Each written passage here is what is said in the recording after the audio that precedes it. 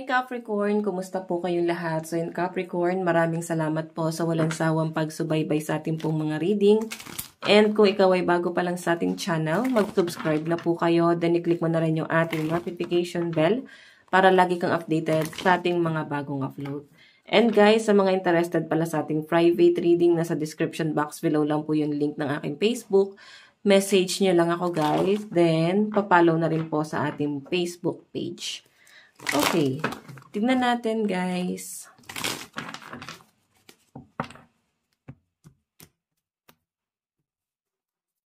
Okay. So guys, yung reading pala natin is timeless, no? So kung kailan mo man siya guys mapanood, pwedeng makaresonate ka pa rin. Capricorn, Sun, Moon, Rising, and Venus sign.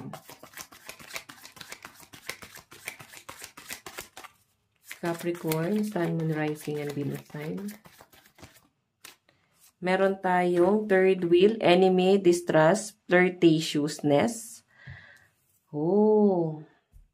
May flirting na naganap, may betrayal, Capricorn. Pero kino-cover siya, guys, no? Yung parang hindi na lang siya, guys, binibig deal or hindi na para i-open sa ibang tao. Kumbaga, itong issue na to, guys, hanggang sa inyo na lang. Parang pinag-uusapan nyo. Ganun yung pinapakita sa akin dito. Okay? Tingnan natin. Or pwede naman guys na ka-flirt lang to. Okay, yung iba naman dito guys, pwedeng literal na single. Baka ikaw naman guys ay nagiging third wheel lang talaga sa dalawang taong magkarelasyon. Then, baka may nahuhulog, no? May na-fall doon sa third wheel. Okay. Tingnan pa natin. Meron tayong justice, equality, neutrality, logic. So, yung pinapakita sa akin dito, guys, baka meron kayong ayusing kaso. Pwede naman, guys, na meron kayong ayusin na property or something na legal. Parang akit siya guys sa korte. Yun yung pinapakita dyan. So, pwede guys titulo ng lupa or something na property. Baka bibili ka ng bahay or lupa. Or pwede naman guys sasakyan. Okay? Tingnan natin. Capricorn, Sun, Moon, Rising, and Venus sign. Or pwedeng parts ng sasakyan mo or ng motor mo. Ganon. Meron tayong gain. So guys, yung pinapakita sa akin dito, parang nagbubunga na lahat ng pinaghirapan mo, no? Capricorn, parang nandun ka na sa point na parang hindi ka na naniniwala sa swerte lang, no? Parang kailangan meron ka rin talagang gagawin na hakbang sa buhay mo. Like, meron kang action na gagawin. Parang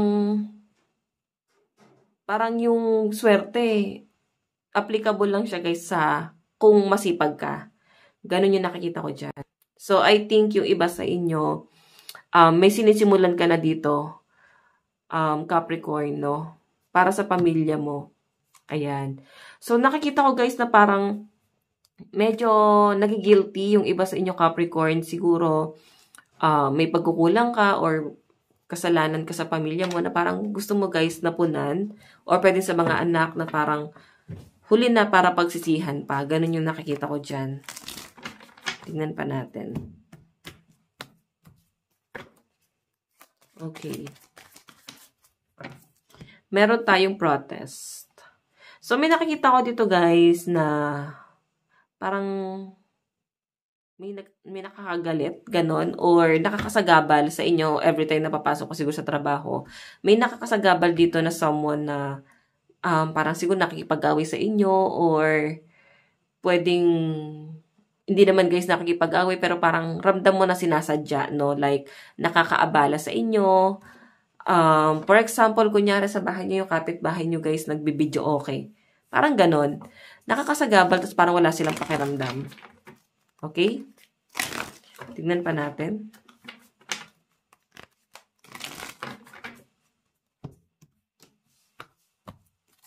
Okay. Meron tayong promise. So, pagdating to guys sa relationship niyo ng person mo, ayan, sa mga in relationship, actually may plano na talaga siya, no? Siguro may plano siyang pakasalan ka. nag-iipon lang talaga siya ng pambili ng ring. Okay, pero ready na siya guys na mag-propose sa inyo. Nakikita ko guys yung sweetness niyong dalawa dito. As in, effort, yung pagiging sweet sa inyo ng partner mo. Parang ina-admire ka niya sa araw-araw. Grabe no, nakakatuwa naman to. Nakakatuwa at nakakainggit. Ganun yung nakikita ko. Siguro may, ayan, may magpo-propose na sa inyo guys, no? Okay, Capricorn na yan. Tignan pa natin. Additional message. Pagdating naman to sa love life mo. Capricorn, Sun, Moon, Rising, and Venus sign.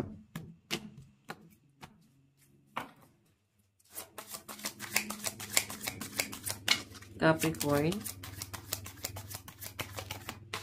Meron tayong The Beauty Queen. Miss USA, second place. Okay. Nakikita ko guys na may tsura ka. Maganda ka, gwapo ka. No? And isa yun sa mga asset mo. Yung itsura mo. Yan, yun na nakikita ko dyan. Tignan pa natin. Okay, additional message. Meron tayong 2-on-1. Pero guys, parang ang dating sa akin dito Capricorn, lalo na sa mga nagsimula sa relasyon na, okay, yung mga single dito, yun na lang, no? Yung mga single dito, ang nakikita ko dyan guys, sayang yung kagandahan, sayang yung kagapuhan. Kasi guys, hindi kayo nagkakasundo ng partner mo. Kaya siguro guys, nag-decide na i-end na lang yung relasyon. Ganun yung pinapakita. Hindi kagaya dito na sa mga in relationship, tas parang ang tagal na nung pagsasama, may proposal ako nakikita dito. Okay? Pwede magpo-propose na sa inyo. Ikaw ito magpo-propose. Pwede pinaplano. Baka may prank, baka magpa-prank pa kunyari, no? Pero gagawa lang ng eksena, pero ang propose lang pala. Parang ganun. So, ito naman guys, sa mga single dito, ang nakikita ko guys, toxic na to. Hindi kayo nagkakasundo. Lagi na lang kayo nag-aaway. So, parang hindi nyo na lang guys pinapakinggan, no? Parang sobrang down ng energy talaga ng mga Capricorn dito. Tignan pa natin. Meron tayong The Lovers. Oh. Sa mga in relationship naman guys, sa nakikita ko dito talagang may promise kayo sa isa't isa kasi may pinky square dito. May pinky swear ba tawag dyan? Okay, parang nangako na talaga sa inyo yung partner mo. Na talagang itong nararamdaman niya sa inyo guys is pangmatagalan na talaga. Okay, meron tayong rejected.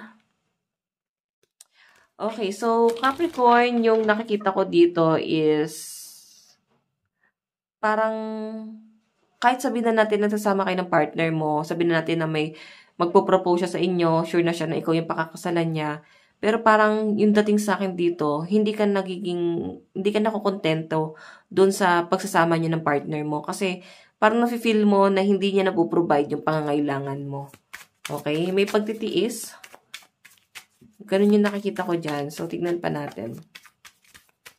Meron tayong the host. Okay. So, guys, ingat ka kasi magaling umarte yung partner mo. Magaling siya mag-manipulate. Okay, tignan natin ng message ni person mo sa inyo.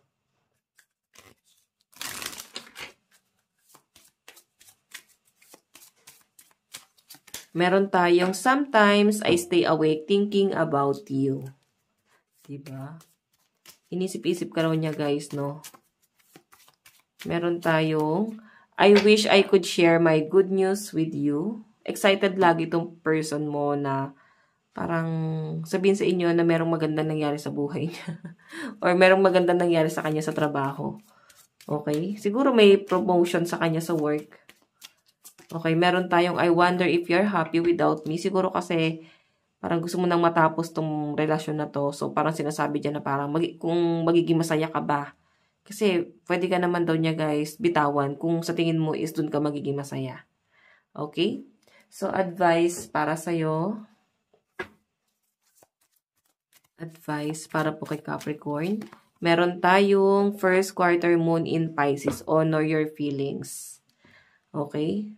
So, kahit na ganun Capricorn, kailangan pinahalagahan mo pa rin daw yung nararamdaman mo. Then, sinasabi dyan na nananahimik ka kasi, tinitiis mo lang. So, sumbatan mo pa rin guys, na parang ito yung mga sinacrifice mo. Parang kailangan magkaroon ka rin daw guys ng tapang, i-embody mo daw si Pisces, ayan o. Okay, so Capricorn, ito lang po ang inyong reading. Maraming salamat po. God bless and love you all. Bye-bye.